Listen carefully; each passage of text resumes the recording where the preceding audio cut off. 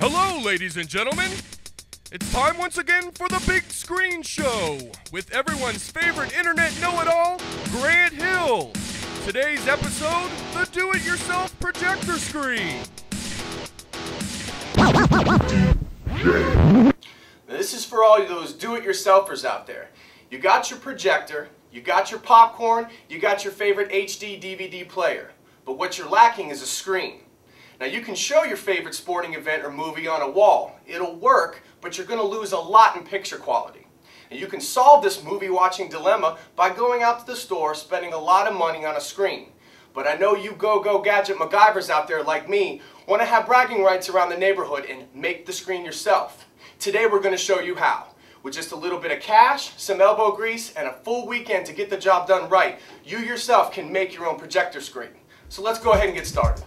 Alright guys, now today we're actually going to make a fully functioning fixed frame screen for use here in our video production facility. Now we've reviewed several different ways to actually make these screens. Some are good, some are bad, some are very, very expensive. But one thing always remains true. Do not skimp out on your screen material. In fact, it's probably a good idea to buy way more than you think you need.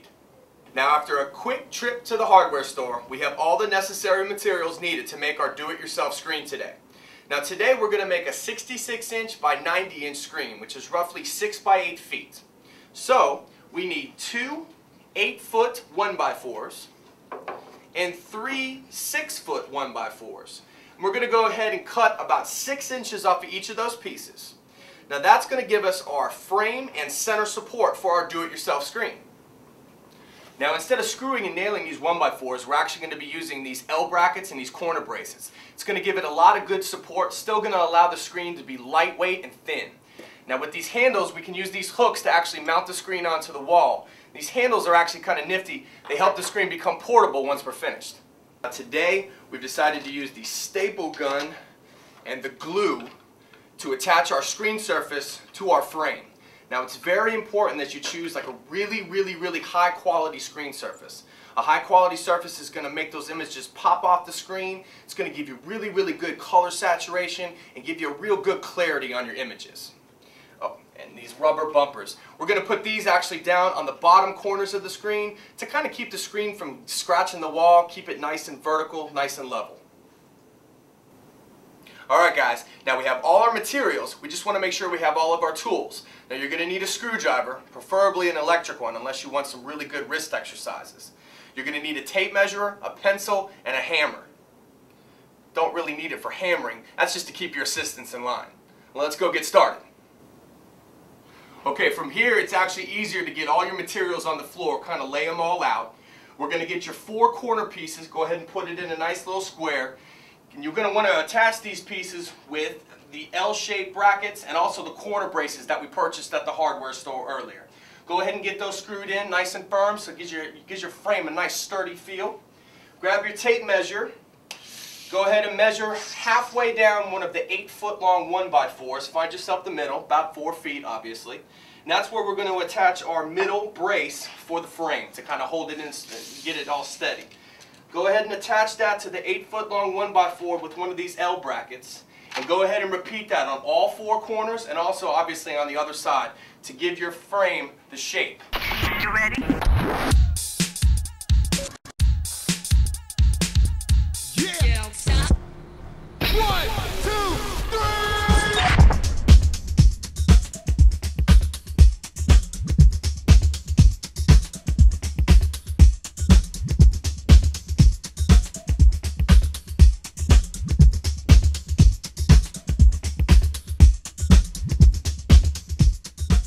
Now that we have our frame done, we're going to apply the screen with a series of staples and some glue.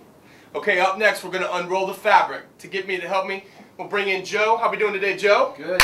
Excellent. Let's get this unraveled here. Just cut this tape very gently.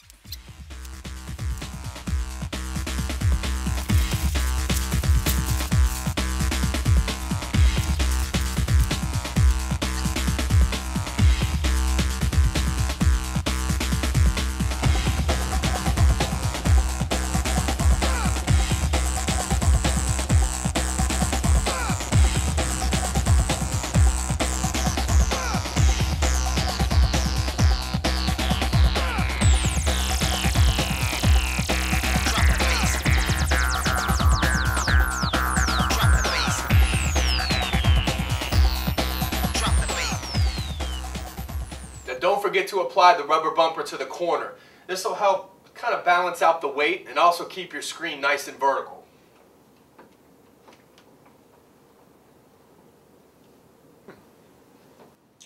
Alright guys, now once you get your screen hung, if you want to finish it off, you can actually give it like a picture-like frame going around the border.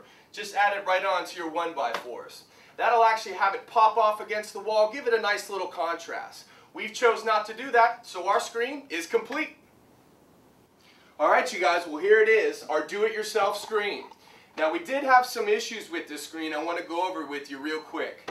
Now actually when we were putting the frame together, we actually kind of split the wood down here with some of the corner brackets. The screws actually split the wood. Not a huge deal, but it actually caused us to put the screen material on the opposite side of the frame that we wanted to. I don't know if you're going to be able to see this on camera, but you can actually see in daylight, you can actually see the corner brackets through the screen material. Not exactly what you would want in maybe a home screen. Another thing that we learned that we probably should have done, but you can do at home when you're doing your screen, is to maybe paint the wood behind the screen material. Now I know you can see that on camera. You can actually see the wood when the screen's not being used. So a good way to fix that would just be to paint it white. That would probably avoid you being able to see that when your movie screen is not in use. Another thing is, and this is probably the most important thing that we learned, is the screen material itself. Now we chose to use a daylight material, and it's usually sold by the square foot. We went with a 48-inch piece, which cost us around $300. But what the problem was is we didn't get enough. We were actually about 6 inches short on each side. Good thing is that this screen material was very stretchable. It actually did take 2 grown men stretching this as hard as we could to get it around the edges of the screen.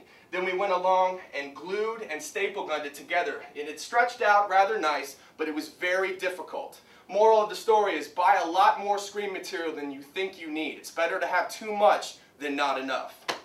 Other than that, it caused a little bit of crease down here that was unavoidable, unfortunately, but it turned out to be actually usable, and it's a very, very good screen. We actually did this screen in just a couple of hours. You might want to give yourself a little bit more time to do the job right, get the good materials, order the right products. You know, don't rush yourself. We wanted to get this up and running so that we could take advantage of it here in the office for the new video games that are just coming out. But the screen's up, it's running, and that's our do-it-yourself screen. So until next time, this is Grant with the Big Screen Show. We'll see you later, guys.